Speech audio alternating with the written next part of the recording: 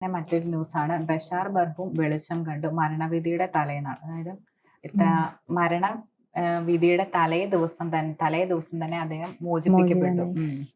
അതെ. ഭൂഗർഭ തടവറയിൽ എഴുത്തുകാരൻ ബഷാർ ബർഹൂം ഞായറാഴ്ച ഉണർന്നത് ആയുസിന്റെ അവസാന ദിനത്തിലേക്കായിരുന്നു. അപ്പൊ 7 മാസത്തെ ജയിൽവാസത്തിനൊടുവിൽ വധശിക്ഷ നടപ്പാക്കുന്നതിന് മുൻപുള്ള അവസാന പകൽ. വധശിക്ഷയ്ക്ക് തന്നെ കൊണ്ടുപോകാൻ വരുന്ന ജയിൽ ജീവനക്കാരുടെ കാലടികൾ അടുത്തു വരുന്നു. മരണത്തിന്റെ കാലടി വെച്ച തടവറയ്ക്ക് മുന്നിലെത്തിയ അവർ താഴെ തുറന്നു. ബർഹൂമിനോട് പറഞ്ഞു, നിങ്ങൾ സ്വതന്ത്രനായിരുന്നു പൊയ്ക്കോളൂ. അതെ, ഒരു അത്ഭുതം പോലെയാണ്. വധശിക്ഷയ്ക്ക് അവരെ താഴെ വരെ തുറന്നു. എന്നിട്ട് ബർഹൂമിനോട് പറഞ്ഞു, നിങ്ങൾ പൊയ്ക്കോളൂ, സ്വതന്ത്രനാണെന്ന് പറഞ്ഞു. അവിശ്വസനീയമായതോടെ ബർഹൂം നിലവിളിച്ചു. തടവറയുടെ ഇരുളിൽ നിന്ന് പുറത്തേക്ക് വെളിച്ചത്തിലേക്ക് ഓടിയിറങ്ങി ലോകത്തോട് വിളിച്ചു പറഞ്ഞു, ഞാൻ ജയിലിലായതിനു ശേഷം ആദ്യമായി സൂര്യപ്രകാശം കാണുന്നു.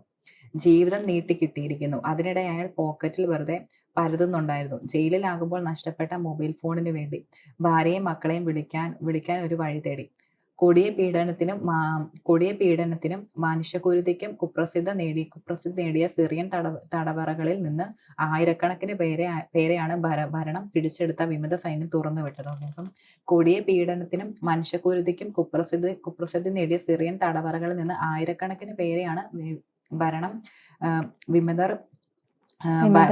പിടിച്ചെടുത്ത വിമതർ സൈന്യം തുറന്നുവിട്ടത്. ഇതിൽ അസാദിന്റെ രാഷ്ട്രീയ എതിരാളികൾ മുതൽ കൊടും കുറ്റവാളികൾ വരെയുണ്ട്. അപ്പൊ ഇതിൽ അസാദിന്റെ രാഷ്ട്രീയ എതിരാളികൾ മുതൽ കൊടും കുറ്റവാളികൾ വരെയുണ്ട്. അപ്പൊ കശാപ്പുശാല എന്നറിയപ്പെടുന്ന സെയ്താനിയ പട്ടാള ജയിലിൽ നിന്നും വനിതാ തടവുകാർ കുഞ്ഞുങ്ങളുമായി കരഞ്ഞുകൊണ്ട് ഓടിയിറങ്ങുന്ന ദൃശ്യങ്ങളും പ്രചരിച്ചിരുന്നു. അപ്പം ഇതോടെ ഈ ജയിൽ ലോകശ്രദ്ധ നേടി. ഒട്ടേറെ തടവുകാരെ കുറിച്ച് വിവരമൊന്നുമില്ല. ഇവർ കൊല്ലപ്പെട്ടിട്ടുണ്ടാകുമെന്നാണ് കരുതപ്പെടുന്നത്. ജയിൽ വളപ്പിനുള്ളിൽ വലിയ ശ്മശാനവും കണ്ടെത്തിയിട്ടുണ്ട്. ഓക്കെ, അപ്പൊ ജയിൽ അങ്ങനെ എന്താല്ലേ ഒരു ഭീകരത. പക്ഷെ നമുക്ക് എല്ലാം ഇമാജിൻ ചെയ്യാൻ പറ്റുന്നുണ്ട്. കാര്യം രാവിലെ ഒരു രാത്രി കഴിഞ്ഞു, ആ ഒരു രാവിലെ എണീക്കുമ്പോഴും ഇതെന്റെ അവസാനത്തെ ദിവസമാണല്ലോ എന്നുള്ള രീതിയിൽ ഇരിക്കുമ്പോൾ വന്നിട്ട് പറയുന്നു താങ്കൾ സ്വതന്ത്രനായി എന്ന് പറയുന്നു. സന്തോഷം. പുറത്തിറങ്ങിയിട്ടും ഫോൺ തിരക്കുന്നു. എന്തിനാ? ഭാര്യയെയും മക്കളെയും വിളിക്കാൻ വേണ്ടിയിട്ട്. 13 വർഷം നീണ്ട ആഭ്യന്തര പോരാട്ടത്തിനൊടുവിൽ ഞായറാഴ്ചയാണ് ആസാദ് കുടുംബത്തിന്റെ അരനൂറ്റാണ്ടിലേറെ നീണ്ട ഭരണം അവസാനിച്ചത്.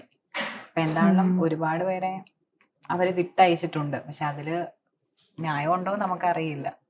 പക്ഷെ എന്നാലും ശരിക്കും ഒരു സിനിമ പോലെ എനിക്ക് തോന്നുന്നു. എന്നാ ഇതെല്ലാം കഴിഞ്ഞിട്ട് സ്ത്രീകളെയും പറയുന്നുണ്ട്, അല്ലെ, കുട്ടികളുമായിട്ട് ഓടി പുറത്തിറങ്ങുന്നൊക്കെ വളരെയധികം പ്രചരിച്ചിട്ടുണ്ട്. പിന്നെ അതുപോലെ ശ്മശാനം ലാസ്റ്റ് പറഞ്ഞിരുന്ന ഒരു ശ്മശാനം.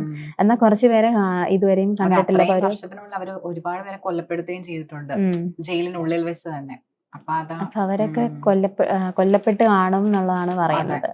എന്താണേലും അദ്ദേഹത്തിന്റെ കുടുംബത്തിനും സന്തോഷമായി. എന്താണേലും